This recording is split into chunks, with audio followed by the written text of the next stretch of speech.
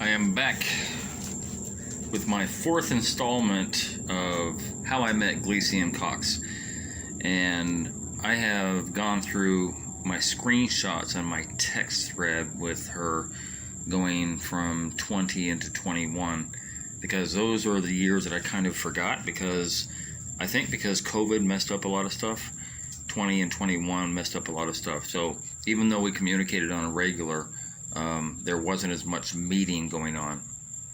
But anyway, yeah, I want to go back to, this is the fourth installment. There was 1, 2, 3, and then this is number 4. But I want to go back to 3 because I had talked about having fucked her one time. And then the other times that we played in the grill. We played when, you know, the whole school thing came about and she let me thigh fuck her and all that stuff.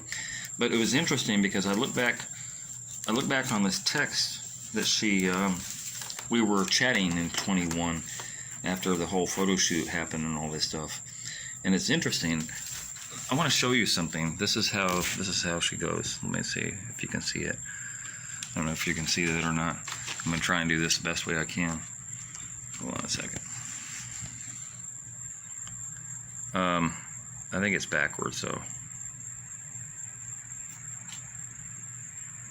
I think it's backwards. I don't know how I can make it look forward. Anyway, on that text, if you can put it up against a mirror, it says, and again, we never did anything, with the little emoji there. So she denies. This is part of her lying part. And even though that's a denial that we never did anything, and then I'm kind of like the hand face type of thing, repeating what she said, because that's what she does. So in a roundabout way, she lies, because if she's going to lie on me and say that we never did anything, imagine how many times that she lied on Kay and said that she didn't do anything with this guy or this other guy, or, you know, like whoever she linked up with. And then, of course, all the other denials that she makes, which basically are lies. It's just interesting that she will deny things on purpose to make her look not guilty, make her look innocent and like, oh, I didn't do nothing. Anyway, I'm not going to go through a bunch of screenshots because I already did that on my TikTok videos. Screenshots aren't really necessary. You know, there's no reason for me to lie. There's none of this stuff that is a lie. She knows it, I know it, and that's all that matters. But I do have proof of everything, either voice notes or screenshots. That's the beauty of telling the truth. And that's the beauty about keeping everything, you know, never letting anything go. Because you never know when you're going to need it. And I didn't think I'd ever need all this stuff. But as I go through 20 and 21, true enough, it was the beginning of COVID. We had done the photo shoot in late 2019, and everything kind of went south in 20. There was a couple things that I noticed that I kind of forgot. And I think I mentioned on one of my TikTok videos, it was sometime in 20 that she was begging me for a neck massager and a waist belt trainer thing, whatever. Because I noticed these texts and I'm like, wow, you know, like I know I did a lot. I know I gave her a lot of my own free will. But as I go through all of our texts, and it's really hard because it's daunting, I start to realize, wow, she really did beg for stuff. It wasn't just asking. It was almost like a demand. I think it was in 2020. Was it 2020? Yeah, it was either 2020 or 2021 that I sent her to my dentist because she wanted a teeth cleaning. And she knew that I had sent a couple other people that I care about to go get her tooth pulled. 3 altogether. 3 different people to get their tooth pulled. And she wanted to take advantage of that. So I'm like, she had some type of problem with her mouth or something like that, and eventually she got her teeth cleaning, which, okay, whatever, not really needed.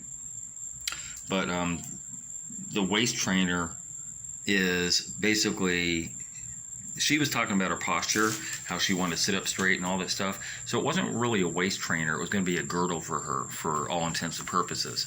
So what I had done, I had gone to a thrift store because the waist trainer she wanted off of Amazon was, I think it was like $38, and I'm like, what the fuck, $38 for this little piece of cloth? And so I had gone to a Goodwill thrift store, and I had picked out, I think at least two, it might have been three, that had, one of them even had like a bar in the back of it, so that it literally makes you sit up straight because the bar doesn't bend, right? And it wraps around, it's got Velcro on it, same as the one that she wanted. But the one she wanted, you see, that's the one she wanted me to spend the money on. And I always ask people to spend my money as if it were yours. And she doesn't do that. She don't look at costs. Not important. As long as she gets what she wants. So I brought in a suitcase stuff for her, and some of the items were the waist trainers. There was either 2 or 3, I don't remember now. Definitely 2 of them, but not the one she asked for. And when she looked at them, she's like, oh my God, she was so disappointed and verbalized it. Bobby, this isn't what I asked for. This isn't what I asked for. I'm like, yeah, because what you asked for was a little pricey, so I got these instead. But it's not what I asked for. Come on, Bobby, like, you didn't see the Amazon link?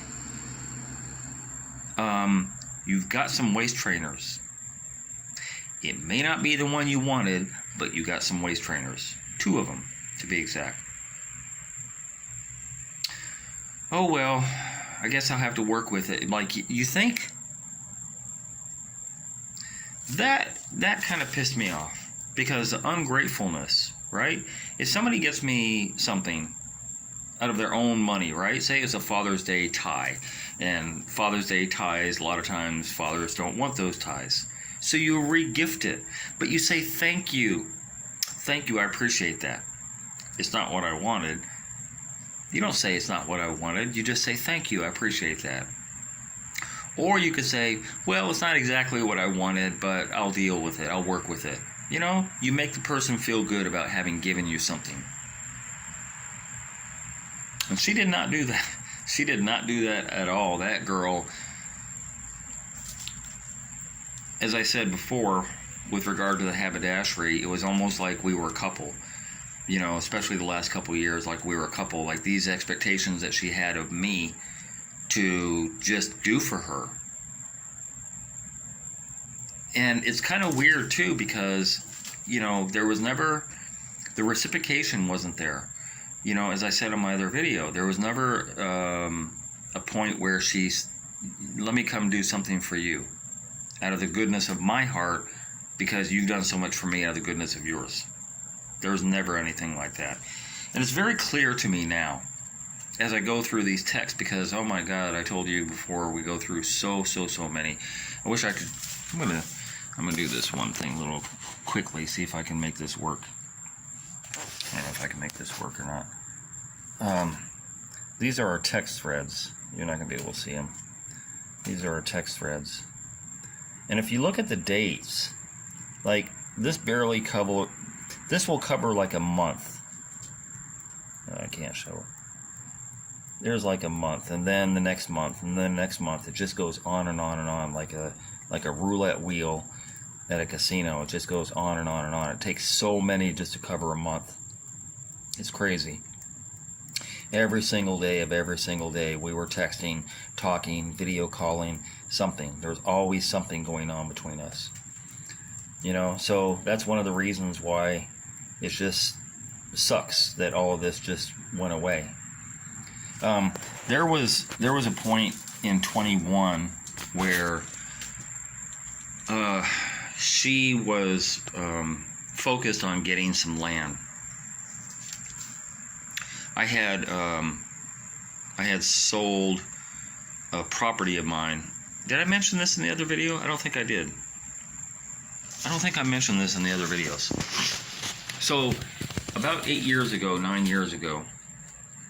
no, not quite that, sorry, my bad, 7 years ago, I had a little parcel of land. I had like a little 1/4 acre lot out in Galena, captured land. And I had it for maybe, before I sold it, which was 7 years ago now, before I sold it, I had it for, I think, 4 or 5 years prior to that, maybe longer.